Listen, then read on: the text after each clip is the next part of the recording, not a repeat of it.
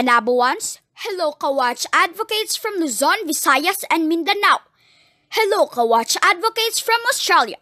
At sa lahat ng Facebook or YouTube users sa buong mundo. Welcome to the Panabo Central Elementary School's PED Center Virtual Project Watch Kickoff, #TheNewNormal. To formally start our program, aawitin po natin ang Lupang Hinirang. Susundan nito ng watch prayer and the singing of Panabo City Hymn and Regional Hymn.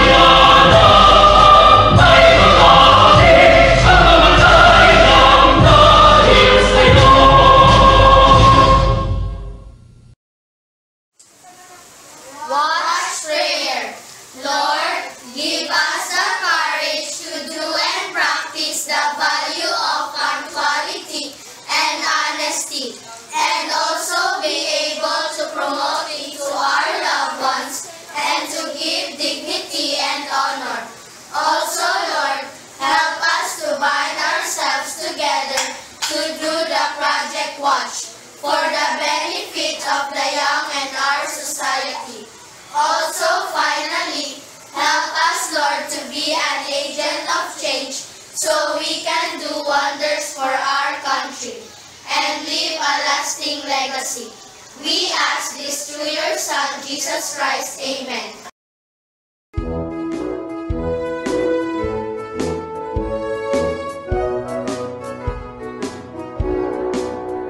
Davao Region, Pinanggang Yuta, may bukid apong halabing taas. Haring Agilan na sudnong langgang, waling-waling haras sa kamulakan. May ulawan ug haring durian, lubiong saging, bugas damian, yutang gimahal sa Davaoenyo, makugihong mga tao. Ang milangko mga probinsya, mga dakbayan nagkahiusa, may gituuhan nga Dios. Davao de Oro, Davao Oriental, del Norte Occidental, del Sur, siyudad sa Davao, Panabo, Tagum, Samal Island, Mati ug Digos. Davao Region, gipanalipdan, mga bahanding kinaiyahan, yutang tabunok, daghanang nindot, nga kapanginabuhian. Garbo sa tanan ng Davao Region, among yutang agipangga.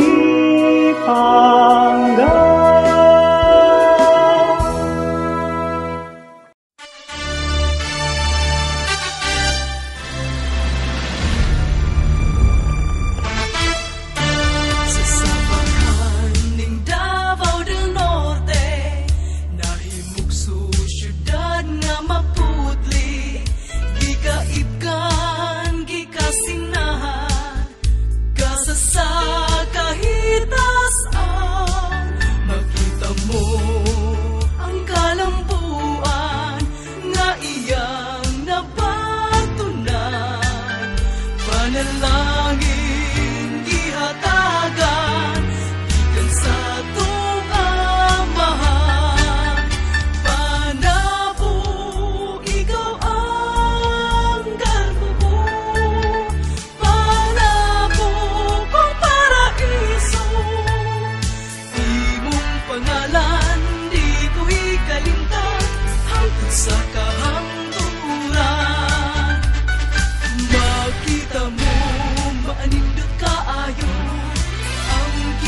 iyahan.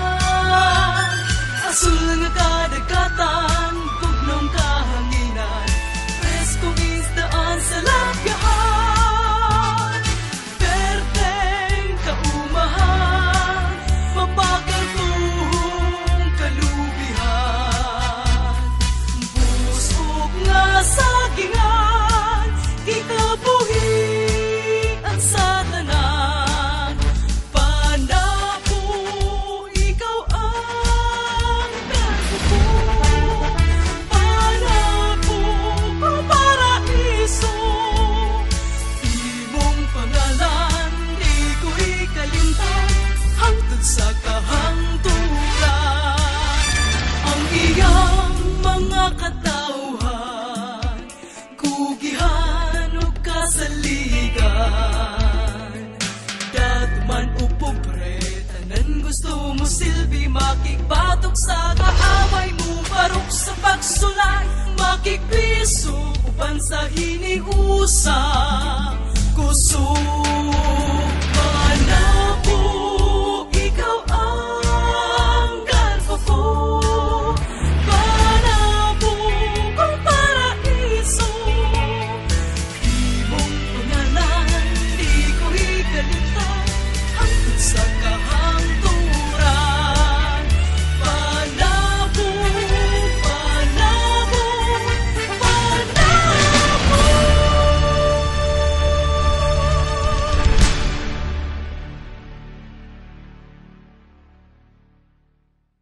Ka-Watch Advocates, please help me welcome our very own, the ever-beautiful Dr. Rosemary S. Patriarca, Principal 4 for Welcome Address.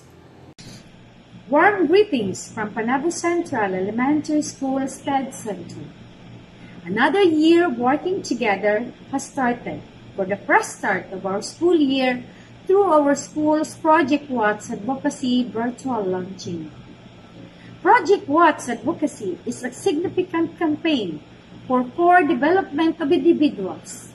If everyone will strive to be honest, punctual, and mindful of others' time, there is hope of a genuine societal transformation springing forth from within our campus.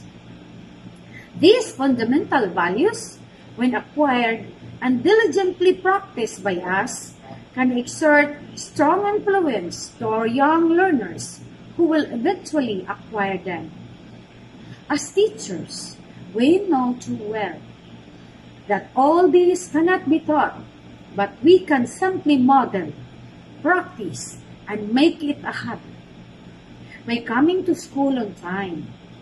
Thus, we will strengthen the concept of values formation with a view of transforming the Philippine society. With the theme, Living Legacy, instilling the values of time, consciousness, and honesty, I wish to extend my deepest gratitude to everyone who made this virtual launching successful, most especially to our school coordinator, Mrs. Melissa Marquez, and the team. Mabuhay! Hello mga ka-Watch Advocates! Ito po ang rationale ng Project Watch, an advocacy movement for punctuality and honesty, hatid ng inyong lingkod from PANABO Central Elementary School SPED Center. Halika na at makinig kung ano nga ba ang Project Watch. Project Watch. Tama, we advocate time, consciousness, and honesty. Paano nga ba nag-umpisa ang Project Watch? Sa panahon ni Secretary Jesle A. Lapos, meron siyang pinirmahan na DepEd Memorandum Number 160 Series of 2008 dated March 31, 2008 kung saan nakalagay dito ang Project Watch, an advocacy movement for punctuality and honesty. So ito yung unang legal basis kung bakit tayo ngayon merong Project Watch. Sino nga ba ang natasan sa paggawa ng Project Watch, an advocacy movement for punctuality and honesty? So base doon sa DepEd Memo number 160 Series of 2008, ito ay pinadala sa lahat ng mga directors, regional directors, schools division, city superintendents, public and private elementary and secondary school heads. Base sa memorandum na pinalabas ni Secretary Jess Lapos through the initiative of JCI Senate Philippines and in collaboration with the Department of Education, Philippine Association of Colleges and Universities, ay nagkaroon sila ng MOA signing patungkol sa Project Watch, We Are Time Conscious and Honest, an advocacy movement for punctuality and honesty na naganap sa Ramon Magsaysay High School, Cubao, Quezon City noong January 11, 2008. Through the initiative of JCI Philippines ay nabuo ang Project Watch. Ito yung Junior Chamber International Philippines. Dati-rate ang tawag sa kanila ay Philippine JCs. And under our law, rehistrado po sila. It's an affiliate Junior Chamber International, worldwide federation of young leaders and entrepreneurs, worldwide organization of young active citizens creating positive change. So ito po ang grupo ng mga negosyante kung saan nagnanais ng positibong pagbabago sa paggamit ng ating oras o panahon. Ang misyon ng Watch Movement ay upang tayo ay magbibigyan ng pagkakataon na maibahagi ang ating mga talento at natatanging panahon kung paano mas mapalakas pa natin ang kahalagahan ng pagiging maagap at matapat para ito ay magkaroon ng pangmatagalang epekto sa ating henerasyon at sa susunod na henerasyon. Bakit kaya yun ang naisipan ng Watch Movement? Kasi nga meron tayong tinatawag na Filipino time. Always late and doing things late, parang parte na siya ng kultura nating mga Pilipino. Karamihan sa atin, yun ang ginagawa o kaya tanggap na Filipino time. Kung may usapan tayo ng alauna, darating ka ng 2:00 kasi nga ID pa yan sila dadating. With the Project Watch being implemented in our school, we are reminded to be time conscious. So wala pa ang pandemya, teachers who come to school 30 minutes before the official time has been recognized as early bird or most punctual by giving them certificate of recognition. Same is true with our learners. Teachers do monitoring through the logbook kung sino ang maaga pumasok sa eskwelahan at ang mga batang ito ay nabigyan din ng mga awards as early bird or most punctual. The principal also do monitoring for teachers by grade level in the submission of reports. During PTA meetings, assemblies, school events or programs, we became accountable to each other by reminding each other to come early, to start and end the program on time. Now that we are in the new normal of doing things, how can we advocate timeliness and honesty? This is our challenge now. As Watch advocates, let us do our part in promoting punctuality and honesty, not only by teaching it to our learners, but to simply model the practice, ika nga. Advocating timeliness and honesty in this new normal, sana naman this saying will remind us on how to value time and honesty all the more. Sabi nga, the moment you realize how important time is, your entire perspective will change. And when it comes to honesty, Proverbs 12:22 says, lying lips are abomination to the Lord, but they that deal truly are His delight. Ang vision ng Project Watch ay magkaroon tayo ng mga epektibong programa o proyekto o mga aktibidades para maibahagi ang kahalagahan ng pagiging maagap at matapat tungo sa matagumpay na pamumuhay sa araw-araw, lalong-lalo na ngayon sa pandemya, kung paano ba natin gagawin ang mga bagay-bagay. So, challenge itong lahat para sa atin. Pero naway, sa tulong ng Panginoon ay magagawa pa rin natin ng maayos ang lahat. As part of the institution na nag-a-advocate ng Project Watch, tayo ay ini-encourage na magkakaroon ng mga competition or mga symposium para sa mga kabataan at sa mga teachers. Bilang Watch advocate, ang core activity para ma-implement natin ang Watch movement is through seminars and orientations para sa mga kabataan na kung saan ang mga teachers gamit ang mga existing curriculum ay i-integrate natin para maibahagi natin ang kahalagahan ng pagiging maagap at matapat sa mga kabataan. According to the memo, among the activities are free regional and national conferences and workshops on time management and planning for students and teachers. Now, sa school level naman, doing Project Watch in the new normal, teachers from grades 4, 5, and 6 can do oratorical contests, debates, and balagtasan sa kanilang mga estudyante utilizing our Watch Me page. And then for kindergarten, grades 1, 2, and 3, and also the LSEN, we can do time games. We can still utilize our Watch Me page para naman ma-encourage ang ating mga learners. So, mas maibahagi nila ano ang kahalagahan ng pagiging maagap at matapat. And also, we'll have the distribution of time management tools and materials intended to effectively promote watch among the pupils and teachers. And isali na din natin dito ang mga parents, knowing that in this new normal situation, we are physically isolated but we can virtually connect each other. The second legal basis for doing Project Watch is through DepEd Memorandum number 387 series of 2008 dated August 19, 2008, signed by Undersecretary Chudosio C. Sangil Jr. Ito na yung sinasabi ko na nagkaroon ng watch movement which is initiated by the JCI Philippines and then in collaboration with DepEd and with PACO to counter the stigma of Filipino time, aka always late, which results to the low work and productivity value put on Filipinos.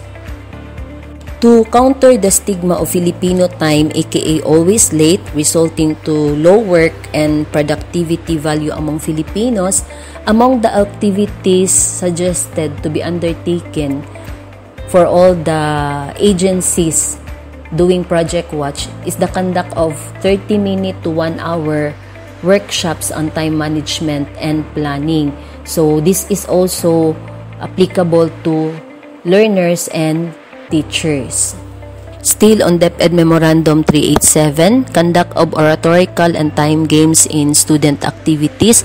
So sa nasabi ko na, knowing that we are in the new normal, teachers can do collaboration in the conduct of this contest and games through our Watch Me page, and also distribution of time management tools and materials since hindi pa pwede ang face-to-face and active naman lahat ng mga tao sa social media, so we can utilize our Watch Me page in posting those time management tools and materials, and also conduct of regional and national conferences on how to overcome the Filipino time stigma. So dito, if given the chance, we can also do video conferencing. Pwede tayong mag-invite ng mga speakers on the topic how to overcome the Filipino time stigma. Another activity mentioned in DepEd Memorandum 387 is the writing of press releases and media appearances. So we are encouraging teacher advisors, journalism advisors to encourage their learners to do write-ups on timeliness and honesty. And then yung mga outputs nila, we can utilize our Watch Me page. Post natin doon ang kanilang mga outputs, so we can encourage other learners na magsulat din patungkol sa pagiging maagap at matapat. And even our parents can also express their ideas through posting sa ating Watch Me page. And also the conduct of oratorical contests, debates, and essay writing contests. So grade 6 level teacher advisors, we can also collaborate on this na ating mga estudyante is mapasulat natin ng mga topics on how to effectively promote we advocate time consciousness and honesty in this new normal. And even teachers, pwede tayong mag-collaborate din using our Watch Me page. The third legal basis is based on DepEd Memorandum number 152 series of 2009 dated April 8, 2009, signed by Undersecretary Chudosio C. Sangil Jr. In this memo, Project Watch First National Summit. Naganap ang First National Summit It is to strengthen the value of punctuality and honesty as a significant step in bringing about fundamental change or transformation of society. During this summit, it was the time of Madam Ninita Pryor that Salvacion Elementary School got third place in the national summit, the first national summit as Watch Advocate. Sa memo na ito na ipinalabas ni Undersecretary Chodosyo si Sangil Jr. ay may naganap na 3-day national summit on We Advocate Time Consciousness and Honesty last May 20 to 23, 2009 sa Baguio City, with the theme Navigating the Philippine Main Education Highway Through Watch. So ito ay pinangunahan ng National Executive Committee headed by the JCI Senate Philippines in coordination with its member agencies, and that includes DepEd, CHED, TESDA, Office of the Presidential Assistant in Education, PACO, and the PAPSCO. The fourth legal basis for doing Project Watch is through DepEd Memorandum Number 410, Series of 2009, dated September 18, 2009, duly signed by Secretary Jesle A. Lapos, Guidelines on the Establishment of a Watch School. On this memorandum, nabanggit ang previous memorandum numbers 160 and 387 Series of 2008 bilang tugon para mas lalo pang mabigyan ng pagpapahalaga ang pagpapabahagi ng pagiging maagap at matapat, mahalagang hakbang para sa pagbabago o kaayusan ng ating bansa.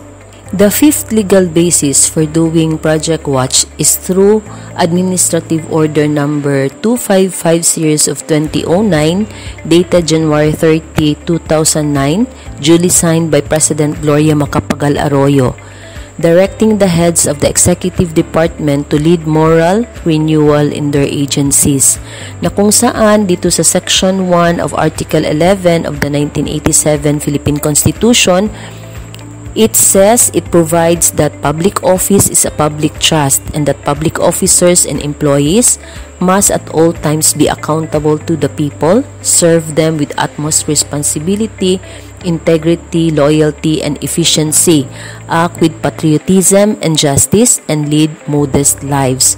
So, dito makita natin na gaano kahalaga ang Project Watch sa ating ahensya. Kasi nga, yan ang tugon sa atin bilang mga public servants na kailangan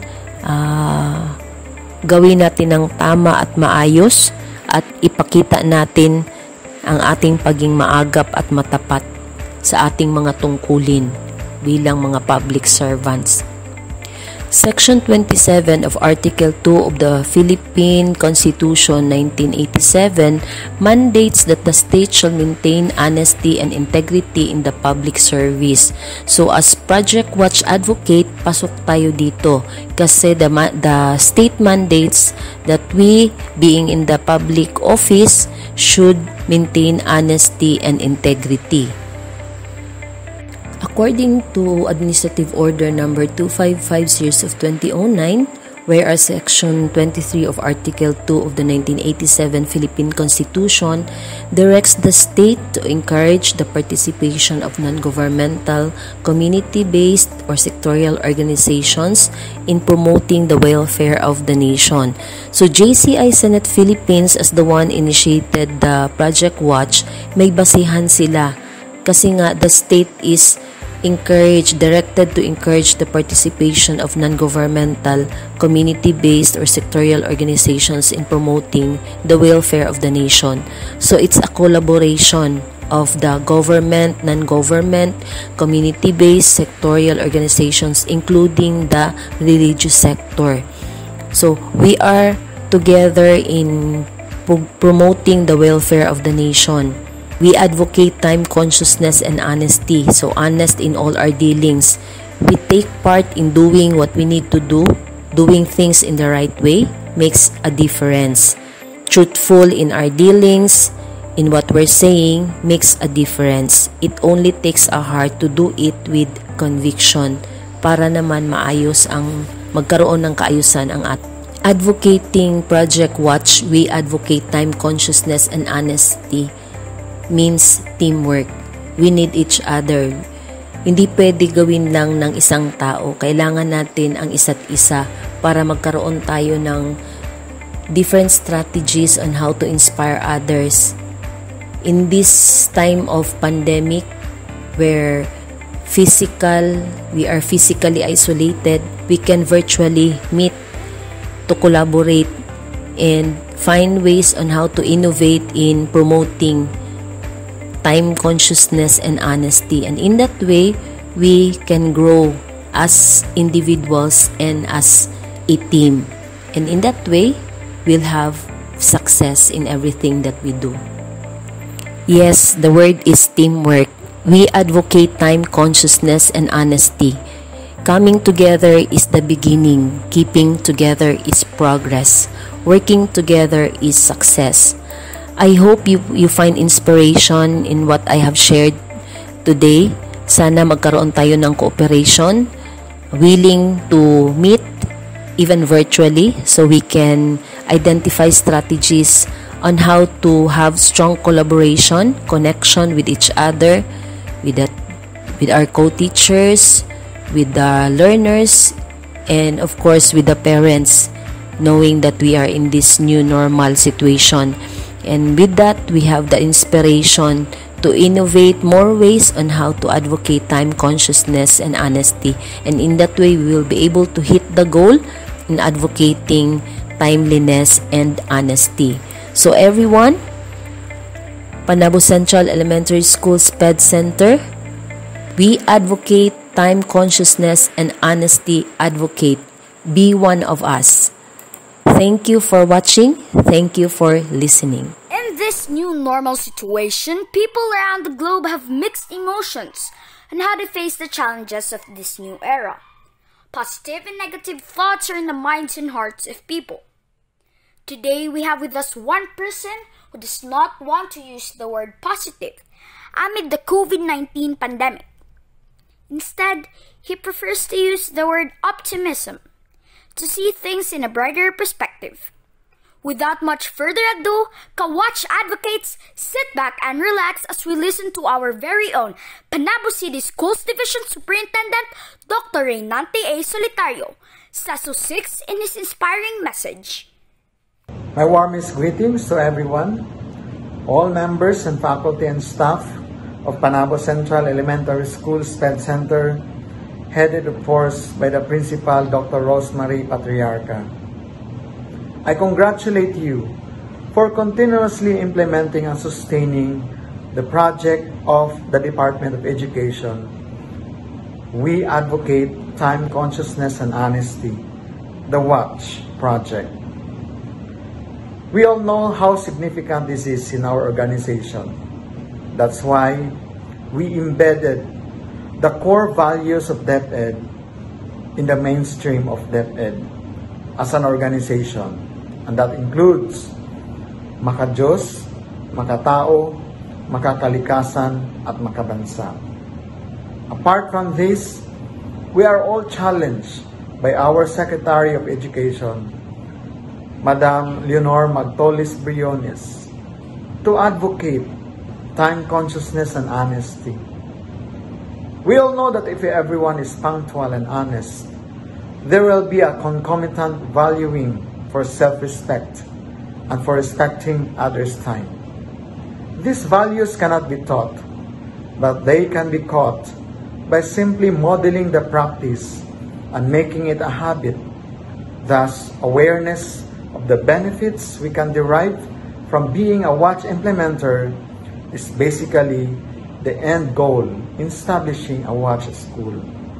Continue sustaining this project, and hopefully we can be able to reap all successes in life, all milestone for your school. Congratulations and keep going. Maraming salamat. We also have with us one of the key officials of our city. This person is very visible in our school sa wala pa ang pandemic. Now that we are in the new normal, we are still privileged to have him virtually to share and show his support to us as Project Watch Advocate. Let us all welcome our ever-energetic Vice Mayor, John Biboy Gavina. Hi PANABO, we support the WAT.C.H program of the PANABO Central Elementary School SPED Center. We advocate time, consciousness, and honesty. To our teachers and parents, I stand with you in this advocacy and I fully support the vision of WAT.C.H. I am Anthony. God bless. Wow! Daghang salamat Vice Mayor Biboy. Salamat sa pagpakita sa imong suporta as WAT.C.H Advocate. Moving on, ka-WAT.C.H Advocates, advocating time, consciousness, and honesty is a great challenge for us. How can we convey the message effectively? How can we promote and undertake programs that will instill value of timeliness and honesty as we do things in the new normal? Let's watch this.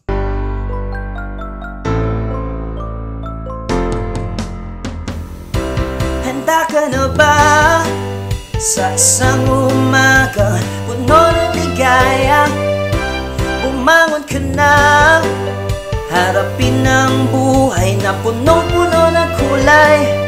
Handa na ako na matuto, gagaling at tatalino.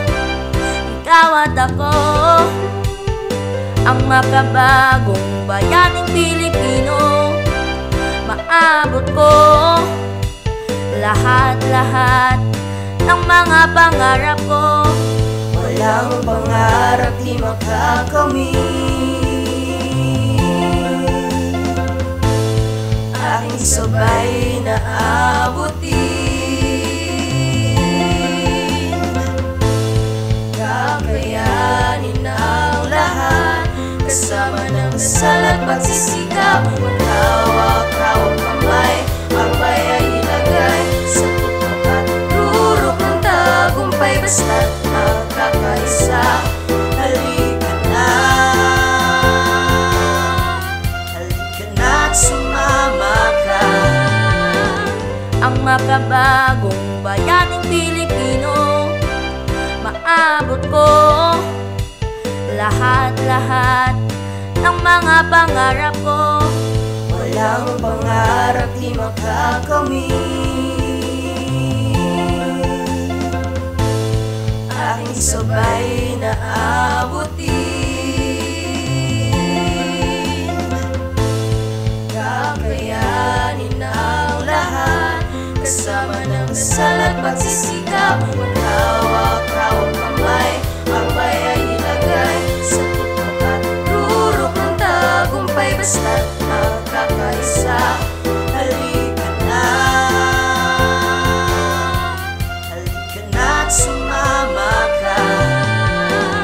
Oh, oh, oh, oh, oh. Let's do the Project Watch. Oh, oh, oh, oh. W.A.T.C.H. Kumilos ka na, oras na para sa trabaho at eskwela. Huwag masigla, huwag kang bagal-bagal at baka malate ka pa. Sa sarili magsisimula ang pagbabagong nais mo makuha. Tatlong isla, Luzon, Visayas, Mindanao. Saan ka man nalupalo, pagtinig mo ay aabot. Buong bansa ikikilos, sumabay ka sa ako. Huwag mong sayangin ng oras, bawat araw na lilipas. Katotohanan ay ibig kasi ang advokasya. Halika na, sumama ka! Maghawak-hawak kamay, ang bayay ilagay sa tutok at rurok ng tagumpay. Basta't magkakaisa, halika na't sumama ka. Oh, oh, oh, oh, oh, oh. Let's do the Project Watch. Oh, oh, oh, oh, oh. W.A.T.C.H.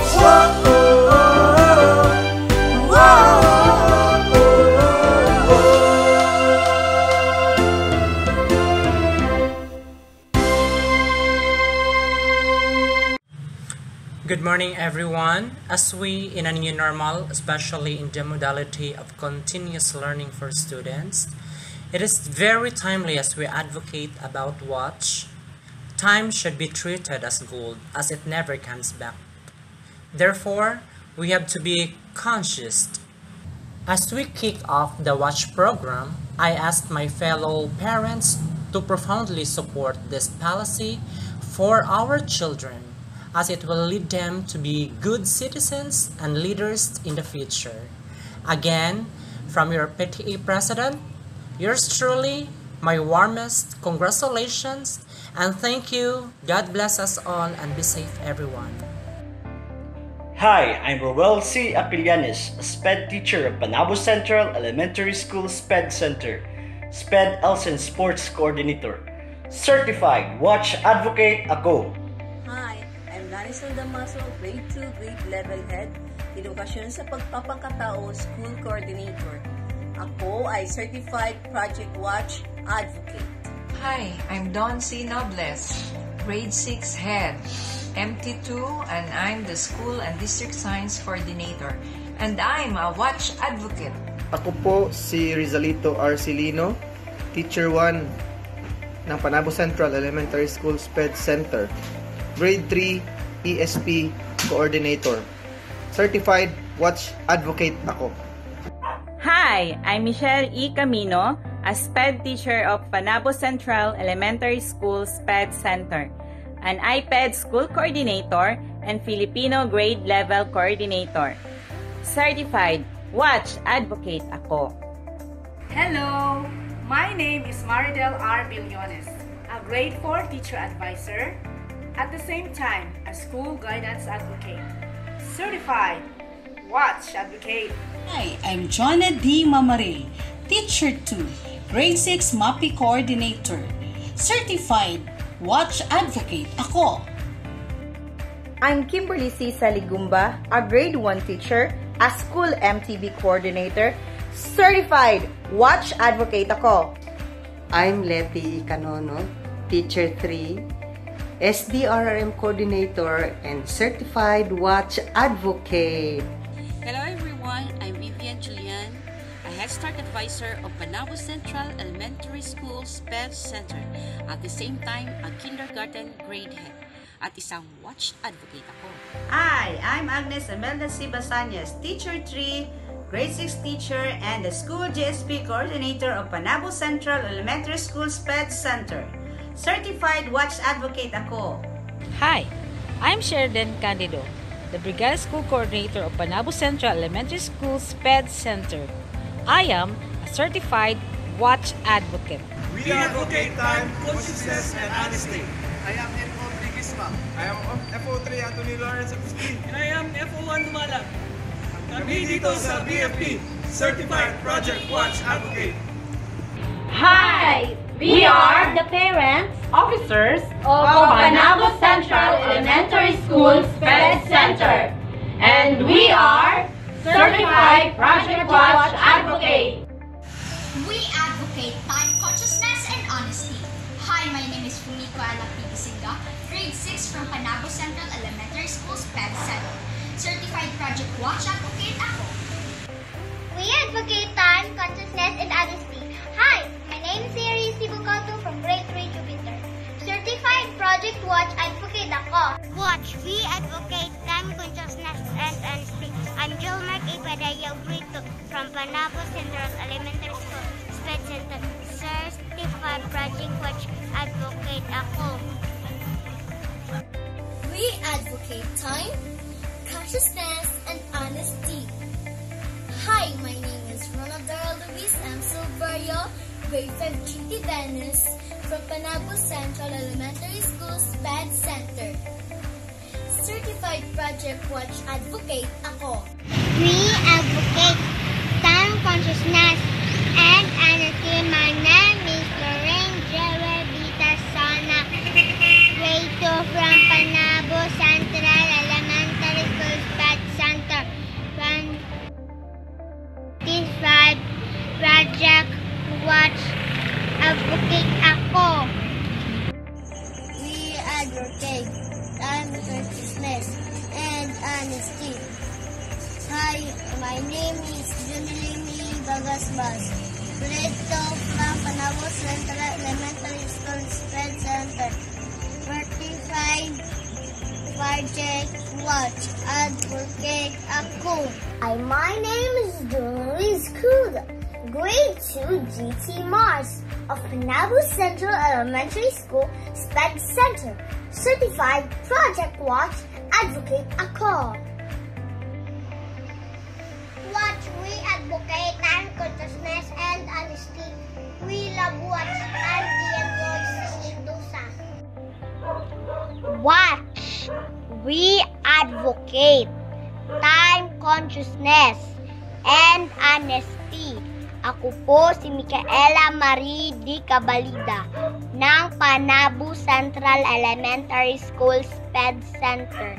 Certified Project Watch Advocate ako. We advocate time, consciousness, and honesty. Hi, my name is Princess Jean P. Sabatin. Grade 2 from PANABO Central Elementary School SPED Center. Certified Project Watch Advocate ako. Advocate time, consciousness, and honesty. Hi, my name is Merfushams M. Zaman. Grade 2 from PANABO Central Elementary School SPED Center. Certified Project Watch Advocate ako. We advocate time, consciousness, and honesty. I, Fire Kids Sunshine, an incoming grade 6 student and the SPG president of my dear school, PANABO Central Elementary School SPED Center. Certified Project Watch Advocate ako. Watch, we advocate time, consciousness, and honesty. My name is Aria Micaela S. Romalo, Grade 2, PANABO Central Elementary School SPED Center. Certified Project Watch Advocate ako. We love watch. Watch, we advocate time, consciousness, and honesty. Hi, my name is Aisha Dion L. Aroy, Grade 2 from PANABO Central Elementary School SPED Center. Certified Project Watch Advocate ako. We advocate time, consciousness, and honesty. Hi, my name is Christian Giancarlo Arca, Grade 6 GT Section Neptune of PANABO Central Elementary School SPED Center. I ranked 3rd place during the International Friendship Children's Online Chess Tournament in under 15 category, joined by different countries including the Philippines last June 14, 2020. Certified Project Watch Advocate ako. Hi guys, I'm Cheni Maikania Sabay and I'm one of the past students of the PANABO Central Elementary School. I studied at PCS back in 2011 to 2013 as one of the Grade 2 and Grade 3 students there. After that time, my family and I moved to Australia and have been living here ever since. Currently, I'm in my grade 12 studies and I'm hoping to graduate at the end of the year as part of the class of 2020. I'm so grateful that we have the chance to connect with each other, even if we're miles apart. Thanks to technology, it's become so much easier to keep in touch. And I'm here speaking as one of the certified Project Watch advocates for Program Watch, a joint program run with DepEd Philippines and JCI Senate Philippines to bring awareness to the importance of acts such as time, consciousness, and honesty, things that we should be aware of and implement in our daily lives.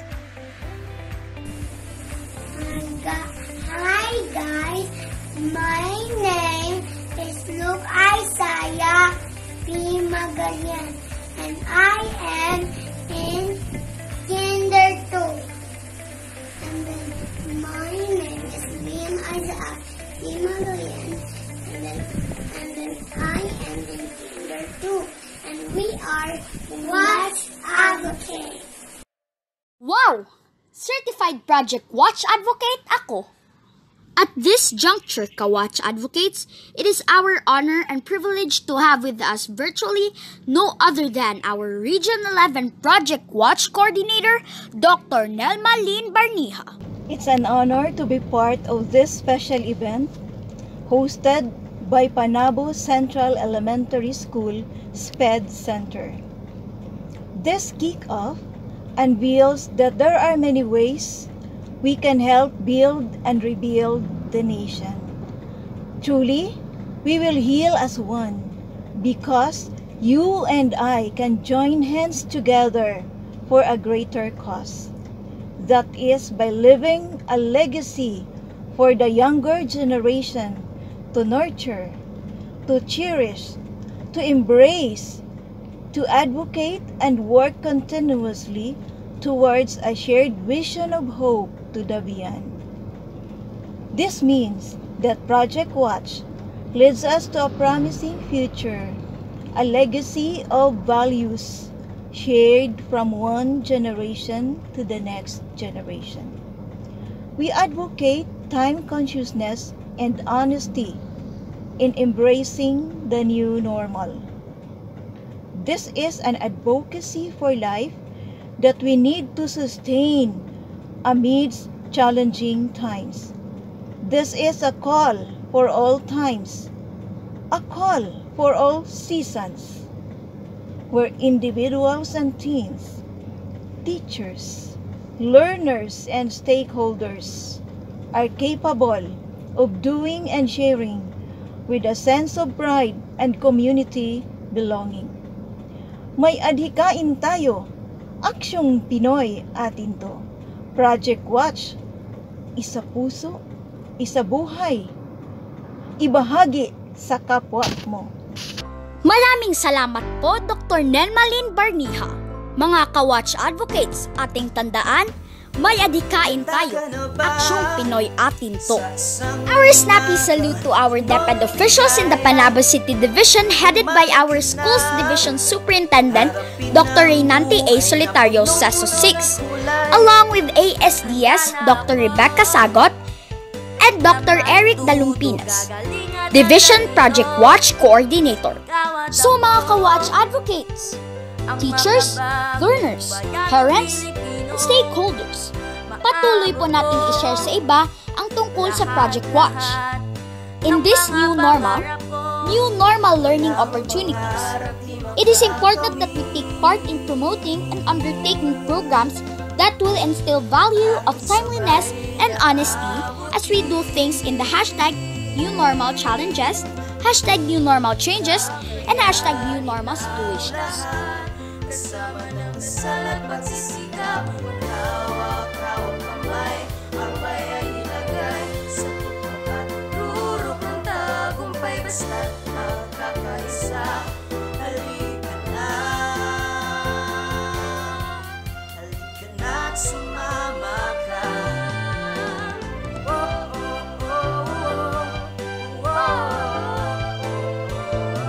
Let's do the Project Watch!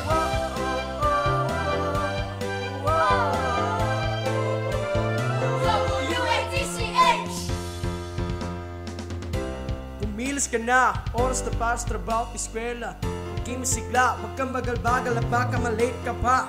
Sa sarili magsisimula ang pagbabagong nais mo makuha. Tatlong isla, Luzon, Visayas, Mindanao. Sa man na lupalo, pagtinig mo ay aabot, buong bansa ikikilos, sumabay ka sa ako. Huwag mong sayangin ng oras, bawat araw na lilipas, katotohanan ay ibig kasi ang advokasya. Halika na, sumama ka! Maghawak-hawak kamay, ang bayay ilagay sa tutok at rurok ng tagumpay, basta't magkakaisa. Halika na, sumama ka. Project Watch, we advocate time consciousness and honesty. Sabay-sabay po nating sabihin, Certified Project Watch Advocate,